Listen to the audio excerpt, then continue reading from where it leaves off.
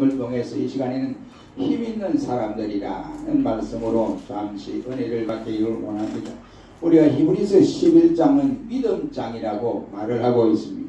그들의 믿음의 정의와 믿음으로 살아가는 삶의 소개를 하고 있습니다. 그리고 믿음으로 살았던 모든 사람들은 한결같이 성공을 했고 많은 사람들에게 추앙을 받았으며 승리하는 삶을 살았다라고 밝혀주고 있습니다. 우리는 히브리서 21장에서 가장 힘있는 사람이 누구인가를 우리에게 깨닫게 해줍니다. 그것은 바로 믿음을 가진 사람들이었다라고 할 수 있습니다. 믿음으로 사는 사람들은 대간절 어떤 사람이며 대간절 그분들은 힘있는 사람이 왜 힘있는 사람이 되었던가 하는 것을 이 시간 잠시 생각해보므로 은혜를 받는 시간이 되었으면 합니다. 첫째로 오늘 본 8절에 보면 믿음으로 아브라함은 부르심을 받았을 때 순종하여 할 바를 알지 못하고 나갔다 라고 말씀을 함으로써 첫째 어떤 사람이 힘있는 사람이냐, 순종하는 사람이 힘있는 사람이다 이런 말이에요. 우리가 어떤 세력을 통해서 저항을 하고 반기를 두고 반항하는 것을 보면 일반적으로 생각하면 야, 저 사람 힘 있는 사람이구나, 야, 저 사람 대단한 사람이구나 이렇게 생각하고 그냥 순응하고 복종하는 사람을 일러서 저 사람은 힘이 없어 이렇게 판단하기 쉽습니다. 그러나 우리 성경은 전혀 다른 판단을 말씀하고 있습니다. 우리가 예를 들면 위에서 아래로 떨어지는 물을 받아서 발전소를 이와 같이 하고 전기를 일으키고 이것은 가능합니다. 그러나 밑에서 올라가지고 물을 퍼서 밑에서 올라가는 물을 모아서 발전소를 만들었는지 어떤 형태를 만들지 그거는 대단히 어렵고 또 힘이 드는 사실인 것을 볼 수가 있습니다. 그러므로 이와 같이 저항하는 힘보다는 순종하는 힘이 훨씬 더 크다라고 하는 사실을 우리가 깨닫게 됩니다. 아브라함은 일평생 살아가면서 하나님께로부터 여러 차례 순종하기에 너무너무 어려운 일들을 하나님이 아브라함에게 맡겼습니다. 명령을 했습니다. 그 예를 들자면 창세기 말씀에 보면 본토압이 친척집을 떠나라고 12장에서 말씀을 해줍니다. 그때 아브라함은 하나님, 내가 지금 살고 이 혈육이 함께 살고 뭉쳐 살던 이 시족사회와 같은 이곳에서 내가 어디로 떠납니까? 가자면 하나님이 분명하게 내가 가야 할 장소를 말씀해 줘야 내가 믿고 갈 수 있지 않겠습니까? 이렇게 말도 하지 않았습니다. 하나님이 본토 아비 친척집을 떠나라고 할 때 아브라함은 무조건 하나님 말씀만 믿고 그렇게 떠났던 모습을 볼 수 있습니다. 그는 또한 100세 때 얻은 아들이 이제 성장하여 청년 시기가 되는데 하나님이 느닷없이 찾아오셔서 그 아들을 내게 모리아 산에 가서 내게 번제로 드리라고 했습니다. 여러분 어릴 때 드리는 것도 힘이 드는데 청년 시기에 다 자른 시기에 이와 같이 하나님이 3일 길을 가서 저 모리아 산에 올라가서 하나님 자신에게 이와 같이 번제로 드리라고 할 때에 아브라함의 마음이 어땠으며 사라의 마음이 어떻게 했느냐. 그러나 하나님이 주셨으니 하나님이 원하니까 하나님이 드린다라고 생각을 하고 바로 3일 길을 걸어 이삭과 함께 가서 하나님 앞에 바쳤던 모습을 볼 수가 있습니다. 이것이 바로 순종이라고 하는 것입니다.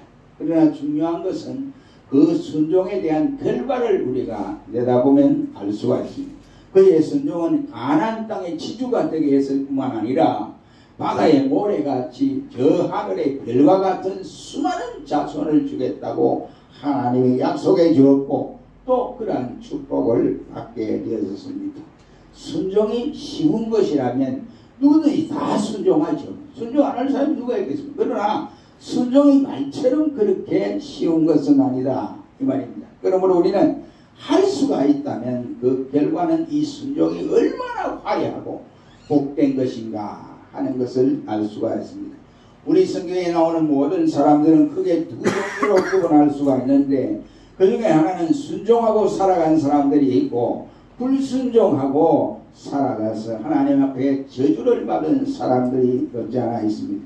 순종은 우리말로 표현을 하면 아래에서 듣는다 이 말이에요. 아래에서 그 사람보다 더 낮은 자리에 듣는다 이런 말이에요. 또 아무데나 그 사람 말하는데 그냥 막 들은 거 만든 이렇게 듣는 것이 아니라 저 사람이 내게 무슨 말을 하느냐 하고 주의 깊게 듣는다 이런 뜻입니다. 또 이 순종은 바로 따르다 이런 뜻이 있습니다.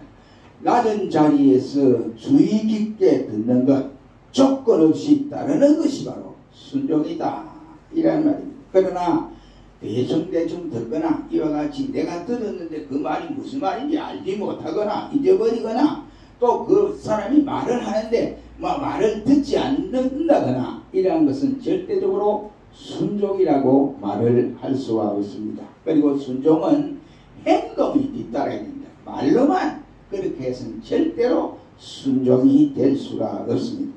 소돔과 고모라를 탈출했던 롯의 처는 불순종하다가 어떻게 됐습니까? 소금 기둥이 되고 말았습니다. 요나 선지가 하나님의 명령을 받아서 명령대로 시행하지 않고 엉뚱한 대로 도망을 가다가 어떻게 했습니까? 불순종한 결과로 하나님이 예비했던 이와 같이 풍랑을 일으키게 하고 바다에 빠뜨리게 하고 또 큰 고기 뱃속에서 3일간 고생하도록 만들었던 모습을 볼 수 있습니다. 그러나 아브라함은 순종함으로써 사람이 이 세상에서 태어나서 받을 수 있는 모든 축복을 다 받았던 사람입니다. 그러므로 순종은 어떤 자세로 순종해야 되냐? 그 순종에는 힘이 들어도 순종해야 된다 이런 말이에요. 그 순종은 내게 손해가 되더라도 순종을 해야 된다 이런 말이에요. 억지로라도 순종을 해야 됩니다. 믿고 순종해야 하는 것이 당연하다 이 말이에요. 순종을 언어로 표현하는 방법은 다른 방법은 아멘이라고 하는 사실입니다. 우리가 신앙 고백을 할 때에 우리가 아멘으로 고백하지 않습니다. 또 기도를 해놓고 대표기도 해놓고 우리가 아멘 하지요. 네, 나도 그렇게 하겠습니다. 이런 뜻이 나도 그렇게 순종하겠습니다. 이런 뜻이라고 할 수가 있습니다. 그러므로 순종하겠다는 외적 표현이 바로 신앙의 고백의 아멘입니다. 어떤 여자 집사가 이 만성위장병으로 알았던 사람입니다. 전라도에 계신 분인데 알았는데 그분이 늘 기도의 제목 그리고 그분의 제일 가장 큰 소원은 하나님 내 위장병을 이거 만성위장병을 완전히 고쳐가지고 내가 밥을 실컷 먹을 수 있도록 그렇게 해주세요. 이렇게 늘 그렇게 소원이었습니다. 그런데 이제 동네에 이제 다른 교회 자기 교회가 아니고 다른 교회에 이제 집회를 하니까 그 집회에 이제 참석 오늘 내가 은혜를 받아야지. 그 이제 밥을 먹고 나면 썰이 돼요. 썰이면서 찾아오는 것이 식곤증이 찾아오는 잠은 잔대요. 그러니까 이제 그날따라 이제 은혜를 받겠다고 본인이 이제 밥을 일찍 먹고 이제 제일 앞자리에 딱 앉았던 거예요. 근데 설교가 시작되는데 속이 살살 아프면서 이제 차까지 오더라는 겁니다. 그 자신도 모르게 눈을 감고 웃더라는 거예요. 그 강사가 앞에서 이 설교를 하다 보니까 기가 찬 거예요. 차라리 뒤가 안 보는 자리에 앉아가지고 그걸 저더니 맨 앞자리에 앉은 여자분이 집사님 분이 모르니까 강사는 와 그렇게 졸고 있더라는 거예요. 그래가지고 강사가 설교를 크게 해야 된다. 작게 되겠다. 또 안 되니까 막 이 강대상이랑 두드리기 되겠다. 그래도 소용없다. 계속 자그러는 겁니다. 그래서 강사가 화가 나서 밥이나 실컷 쳐먹고 자고 이게 됩니다. 가는 거야. 설교 중에 자는 여자 밥이나 실컷 쳐먹고 자 이렇게 돼요. 근데 밥이나 실컷 먹으라는 그 말에 자다가 아멘 됐대요. 자기도 모르게 아멘 된 거예요. 그런데 나왔더라는 겁니다. 아니 세상에 우리가 참 알지 못할 이런 일이 있습니다. 이 순종이라고 하는 것이 이렇게 대단히 크다 이란 말이에요. 순종은 힘이 있습니다. 그러나 반항을 하고 거역하는 것은 영적 힘을 빼앗아버리는 이러한 짓이 됩니다. 우리가 잘 아는 아담과 하와를 보십시오. 저들은 하나님께 불순종하고 마귀에게 순종하다가 결국은 에덴 동산에서 쫓겨났습니다. 순종하는 것은 도움을 받는 축복의 비결이지만 불순종하는 것은 하나님의 심판받는 조건이 되어집니다. 그러므로 우리는 고집 부리지 말고 하나님의 말씀이면 무조건 내 상황 따지지 말고 아멘, 아멘으로 받아들여서 감당하는 모두가 되시기를 주의 이름으로 축원합니다.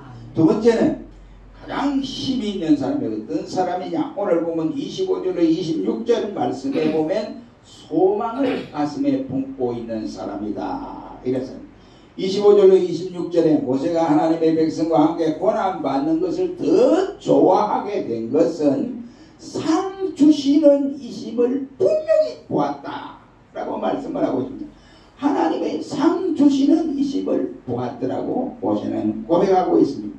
히브리서 11장 1절 말씀에 믿음이 어떤 것입니까? 믿음은 바라는 것들의 실상이요 보지 못하는 것들의 증거다 라고 했습니다. 세상에 보고 믿는 거 누가 못 믿어요? 불신자도 믿을 수 있습니다. 그러나 우리 신자는 보지 않고도 분명히 하나님은 그것이 맞다고 하면 맞는 줄 알아요. 그걸 믿는 거예요. 그냥 하나님 맞다고 하는데 본인은 나 안 보고 못 먹겠습니다. 이런다면 그 사람은 믿음을 가진 사람이 아니라고 할 수 있습니다. 그러므로 믿음을 가진 사람은 희망적인 사람이라고 할 수 있습니다.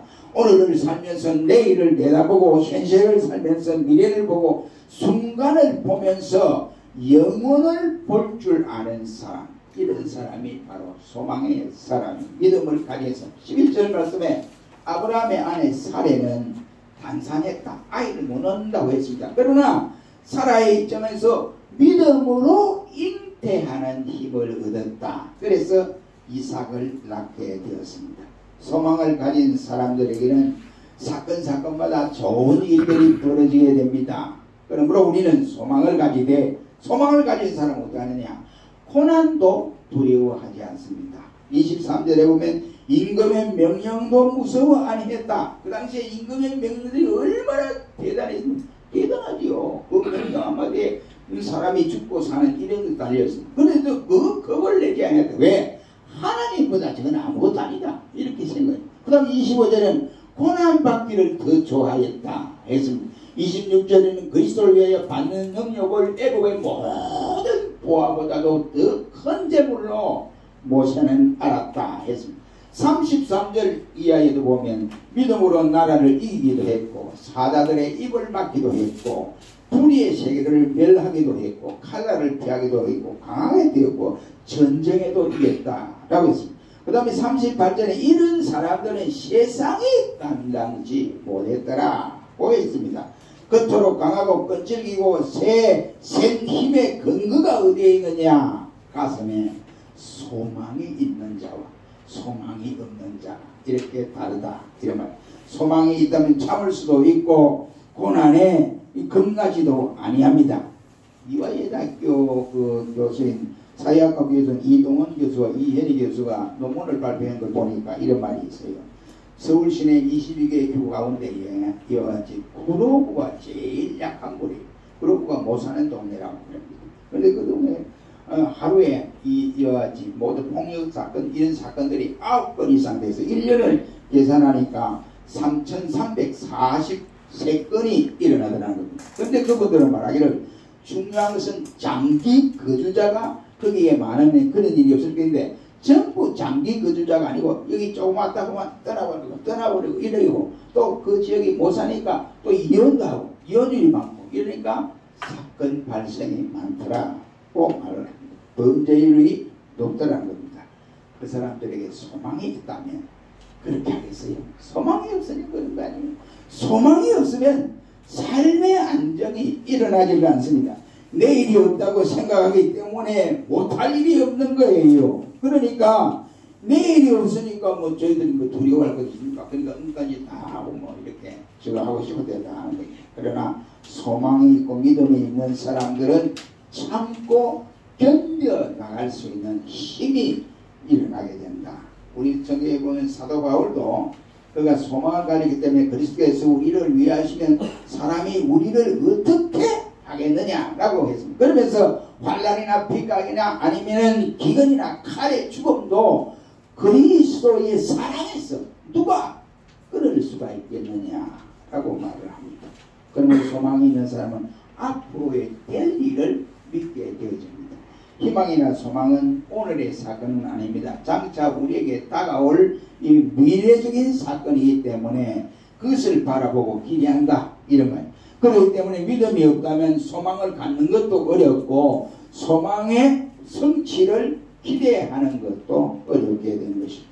13절에 보니까 이 사람들은 다 믿음을 따라 죽었으며 약속을 받지 못하였을 때 그것을 멀리서 보고 환영했다 했습니다. 멀리서 보았다. 이 말이 무슨 말입니까? 가슴에 소망을 가지고 있었다 이 말입니다. 소망은 멀리 있는 것이고 멀리서 보는 것입니다. 그런데 믿음의 선배들은 이러한 멀리서 있는 모든 것을 보고 환영했다.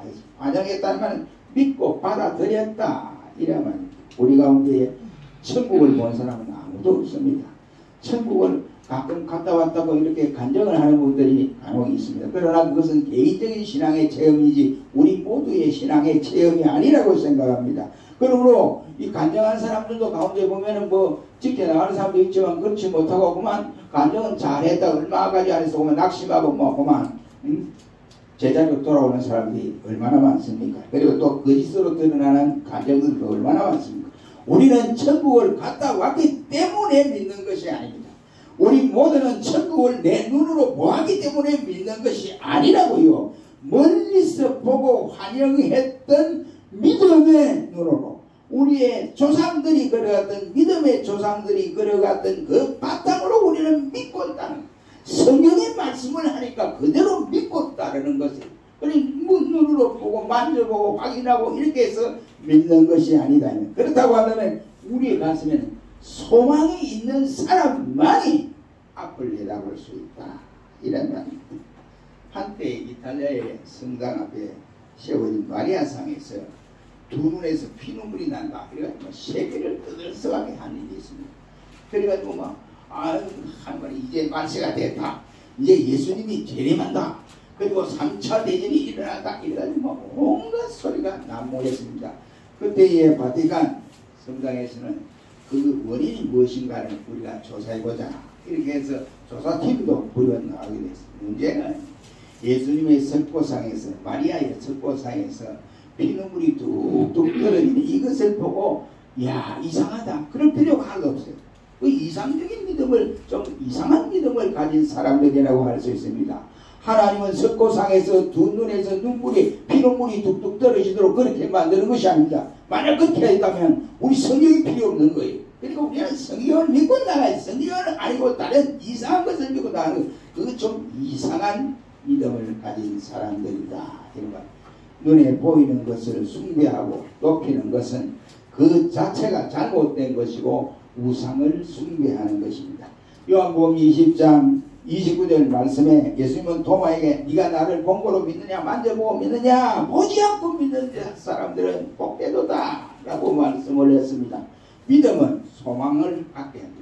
그 소망은 고난을 두려워하지 않게 하고 장차 될 일을 믿고 기다리게 합니다. 그래서 믿음과 소망은 뗄래야 뗄 수 없는 관계입니다.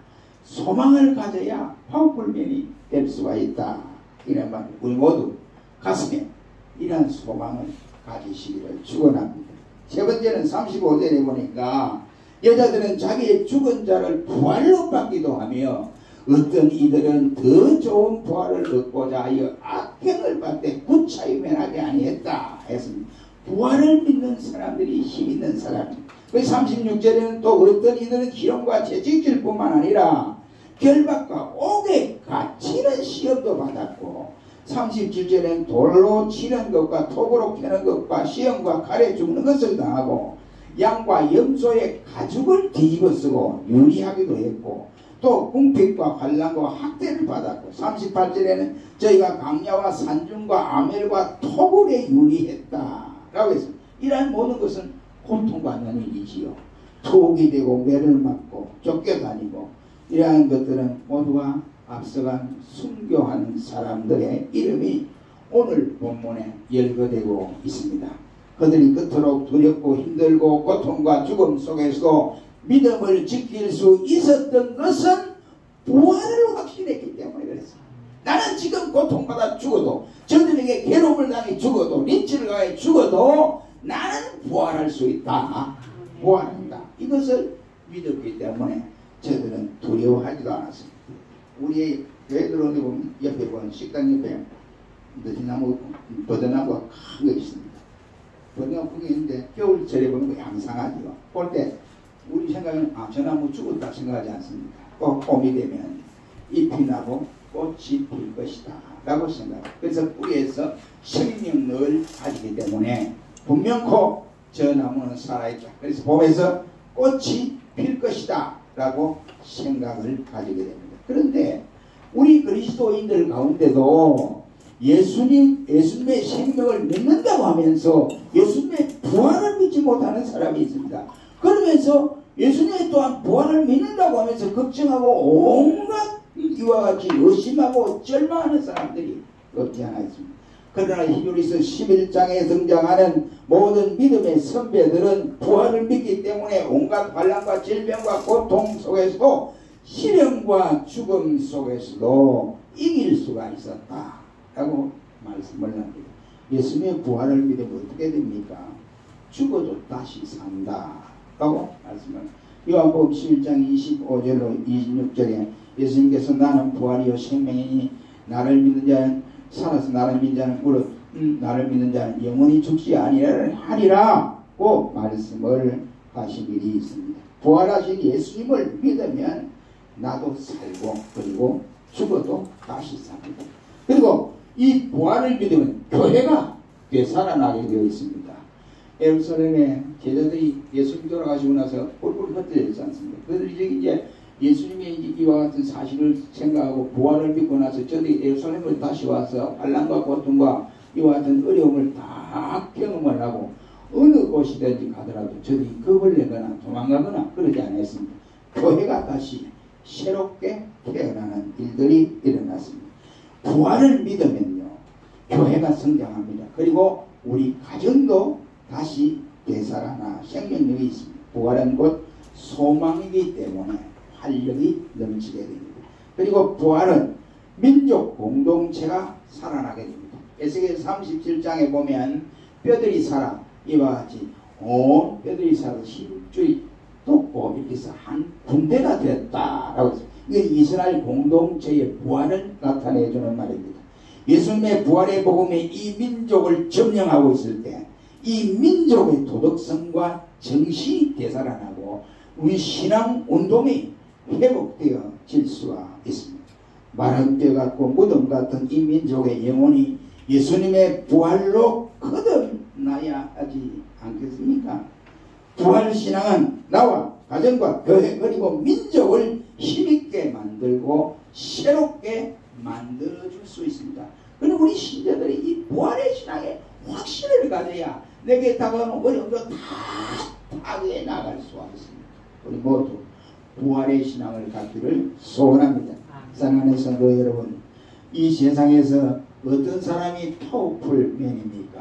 어떤 사람이 가장 큰 힘을 가진 사람이냐 말이 돈이 많아서 어디에 놔둘지 몰라서 걱정해서 불안해서 부들부들 떠는 사람입니까? 아니면 권력을 한 손에 쥐어서 좌우지하는 사람입니까? 아니면 대재벌의 총수입니까? 아니라 이 말입니다. 순종하는 사람입니다. 그리고 가슴 속에 소망을 품고 있는 사람입니다. 예수님의 부활, 그것이 곧 나의 부활이라고 믿는 사람입니다. 우리 모두 이런 사람이 되어서 힘있는 사람이 되어서 이 어려운 시대에 우리가 힘있게 나갈 수 있는 힘있는 종들이 되시기를 주의 이름으로 축원합니다. 기도하겠습니다.